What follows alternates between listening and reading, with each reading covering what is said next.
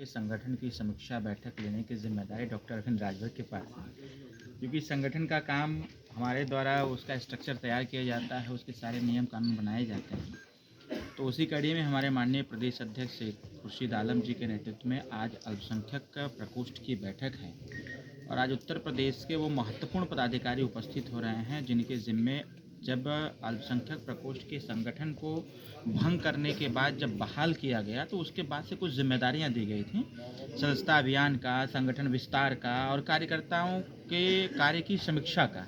तो आज कार्यकर्ताओं के कार्यों की समीक्षा के लिए आज इस बैठक को आहूत की गई है और इस बैठक में सुहेलदेव भारतीय समाज पार्टी की विचारधारा जो लगातार 2002 से ही सुहेलदेव भारतीय समाज पार्टी अपने विचारधारा को जन जन तक पहुंचाने का प्रयास कर रही है और भारतीय संविधान के मानक के अनुसार समता, स्वतंत्रता, बंधुत्व और न्याय के साथ साथ जो हर भारतीय नागरिक का फंडामेंटल राइट है, मूलभूत अधिकार है, रोटी, कपड़ा, मकान, शिक्षा, दवाई, इस पर भी हम बातचीत करेंगे। और ख़ास करके जो अल्पसंख्यक समुदाय के लोग हैं, इनके बीच की जो विसंगतियां हैं, जो सरकारी सुख सुविधाएं उनको प्राप्त नहीं हो पा रही हैं, आज इन सारी चीज़ों से भी हम अपने कार्यकर्ताओं को अवगत कराएंगे कि जब आप अल्पसंख्यक समुदाय के मध्य जाएं, उनके बीच में जाएं, तो सुहेलदेव भारतीय समाज पार्टी की विचारधारा को भी उनको अवगत कराएं।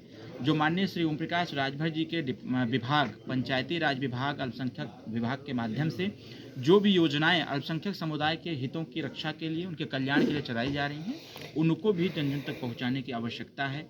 और इसके साथ साथ आने वाले त्रिस्तरीय पंचायत चुनाव में सुहेलदेव भारतीय समाज पार्टी ने निर्णय लिया है कि लगभग 22% हम टिकट अल्पसंख्यक समुदाय को देंगे त्रिस्तरीय पंचायत चुनाव में, और उनको भी जिला पंचायत लड़ा करके, ग्राम प्रधानी लड़ा करके उनको भी राजनीतिक स्तर पर और मजबूत करने का व्यवस्था बनाया जाए। सर, आप एनडीए दल के सहयोगी दल हैं और लगातार देखा जा रहा है मुस्लिम समाज आपसे काफ़ी जुड़ रहा है, तो मिल्कीपुर विधानसभा में चुनाव होना है, क्या लग रहा है मुस्लिम समाज आपसे जुड़कर इस बार भाजपा को वोट देगा? देखिए, मुस्लिम समुदाय सिर्फ मिल्कीपुर ही नहीं, अभी विगत लोकसभा का चुनाव हुआ, लोकसभा के चुनाव में भी चढ़ बढ़ करके लोगों ने हिस्सा लिया, क्योंकि केंद्र की योजनाएं हैं, जो केंद्र की व्यवस्थाएं हैं, उस केंद्र की व्यवस्थाओं का लाभ मुस्लिम समुदाय भी उतना ले रहा है जितना हिंदू समुदाय ले रहा है। तो कहीं ना कहीं हमारी भारत सरकार, एनडीए सरकार ने सबको एक रास्ते पर लेकर चलने का निरंतर प्रयास किया है। अगर उसने योजनाएं बनाई है व्यक्ति विशेष या समूह के लिए, तो उस समूह में हर वर्ग, हर धर्म, हर जाति के लोग हैं, सबके लिए व्यवस्था बनाई है। इसलिए मेरा मानना यह है कि 2024 लोकसभा चुनाव में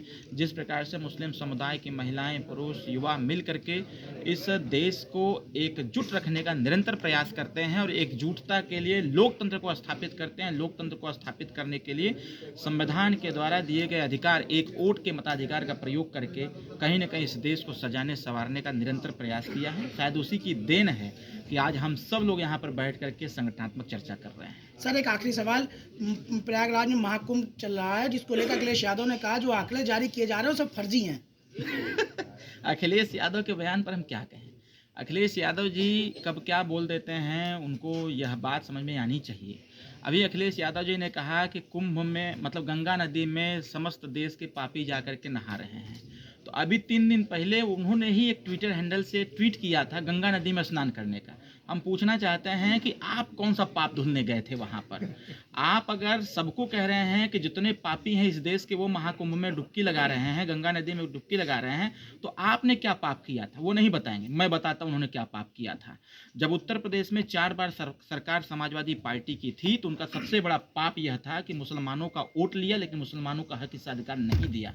उनका सबसे बड़ा पाप यही था कि जब संवैधानिक अधिकार देने थे मुसलमान भाइयों को तो उन्होंने अधिकार नहीं दिया।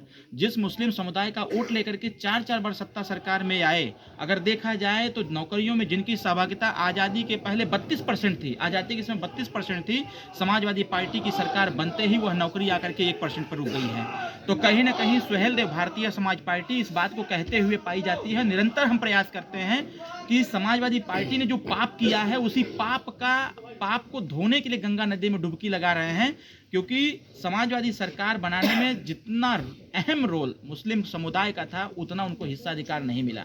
देखा जाए, अगर आंकड़े देखा जाए तो सबसे ज़्यादा अगर मुकदमे लिखे गए समाजवादी सरकार में तो मुसलमान भाइयों के ऊपर, सबसे ज़्यादा घर गिराया गया समाजवादी सरकार में तो मुसलमान भाइयों का गिराया गया, सबसे ज़्यादा नौकरी अगर छीनी गई किसकी तो मुसलमान भाइयों की छीनी गई। यही सब पाप किए हुए माननीय अखिलेश यादव जी हैं, उसी को धोने के लिए वो जा करके गंगा नदी में डुबकी लगा रहे हैं। तो अखिलेश यादव जी ने जो कहा है वो सरासर गलत है। उनको इसके लिए तो समझ में आनी चाहिए कि हम बोल क्या रहे हैं।